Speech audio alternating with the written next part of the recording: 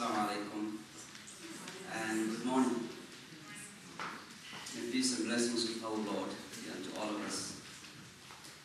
I'd like first of all to highly and deeply thank Ms. Rosa Patijabu for this honor. I consider this a high honor for me to speak before you. It is truly correct when it is said that behind every great man there is even greater woman.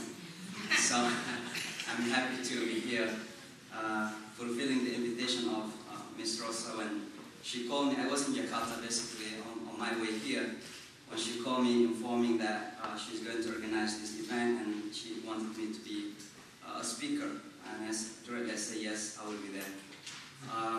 Recently I was in Jakarta meeting even with the US ambassador talking about the possibility of building further bridges of understanding between the two nations, the United States and Indonesia, especially in the religious field, because this is my field. Ladies and one other gentleman here is joining me.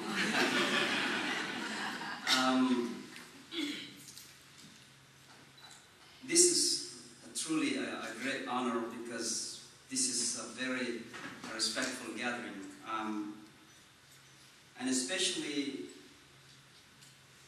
I'm going to talk about Islam in the 21st century. In the beginning, I was kind of confused how to manage this speech or presentation when you come to the issue of Islam in the 21st century, for many reasons.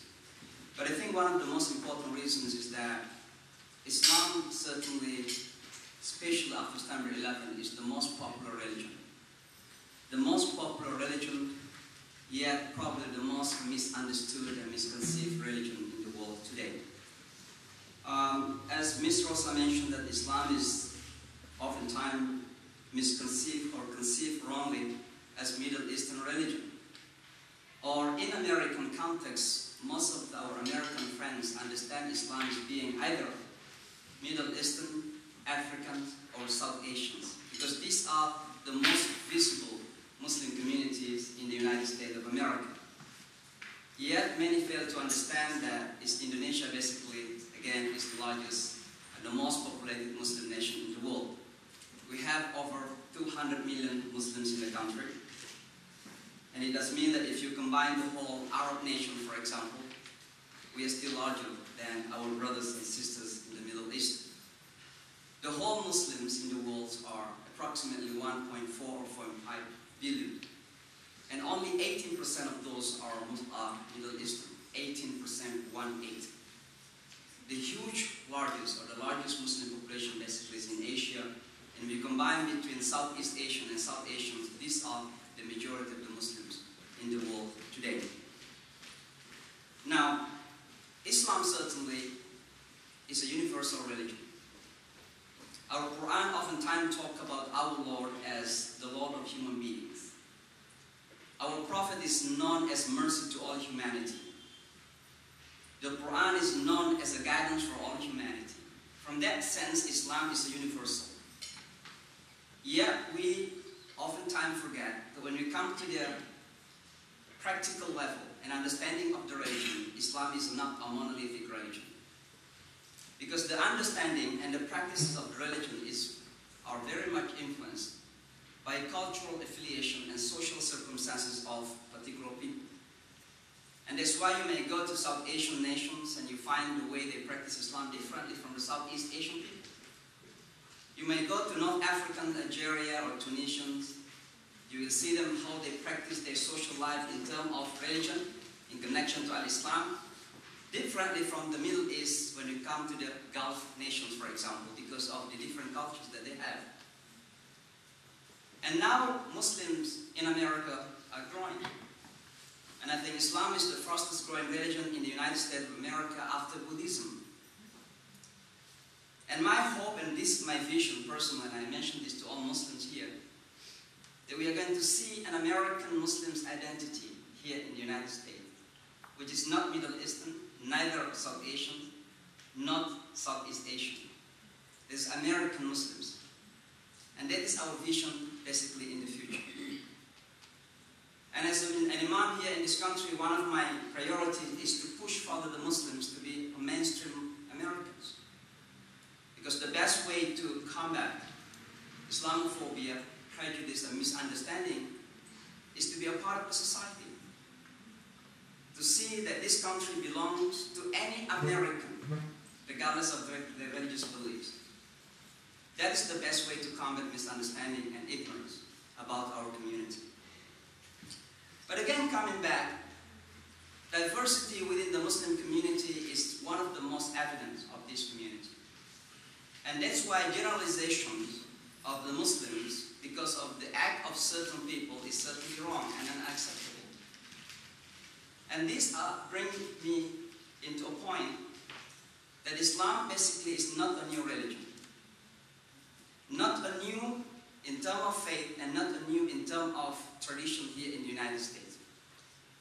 Islam is believed by the Muslims as a continuation of the previous messages that have been given to Moses and Jesus.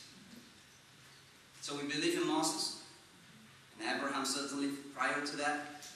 We believe in Jesus as one of our beloved prophets. And we believe in Muhammad. When you come to the context, American context, Islam also is not new here in this country. There are some mentions that Islam basically had arrived here in this country a long time before even Columbus discovered a new island. There's some historical fact we can find that. Islam here in this country is not new. When the Europeans arrived in this land, along with them the African slaves, most of those are Muslims. So Islam is not to be perceived as a new teaching here in this country. But it's not my point first. My point first is that Islam is not a new teaching. Again, it is a continuation of Moses' teaching, Jesus' teaching, and we can see that evident connection between the teaching. And that is one of the reasons why I'm very much involved in the interfaith dialogue. Because religions are supposedly not to divide the people. It is the people who fail to understand the meanings of religion who divide themselves. Islam, Christianity, Judaism, and all beliefs basically had come to unite us. You may have different ways to go, but the destiny is one. You may have different ways of worshipping, but you're worshipping the same being. You may call him different names, yet we understand that he is our creator. And that's the meaning of dialogue between faith and between traditions or between religions. And before I go further into who Muhammad and on which context he was sent, let me just mention to you a little bit about my own personal experience being as a newcomer here to this country. I call it new because only 15 years now. 15 years. When I arrived in New York, I lived to a neighbors who I happened to be an Irish Catholic. I was born in Indonesia, studied in Pakistan 7 years during the Soviet Union invasion to Afghanistan. As a young man, that shaped my own mindset about the West. Then I went to Saudi Arabia to teach for 3 years. Relatively a very exclusive society. That set the mindset that I had at the time. I arrived in this country and I lived next to an Irish Catholic person. Happened to be a very old guy and his wife. Wonderful, sweet. I can say one of the sweetest persons I ever met in my life. Every morning he just went out and cleaned the driveways of the people. Not only his, but the people's. And every day that I brought my kid to the school, he just came out and hugged and kissed my kids. So I said, this is a Catholic Irish. But such a sweet guy and his wife. So it really changed my mind. That no matter what religion you follow, you are still human beings that inherently, deeply into your soul, you are good people.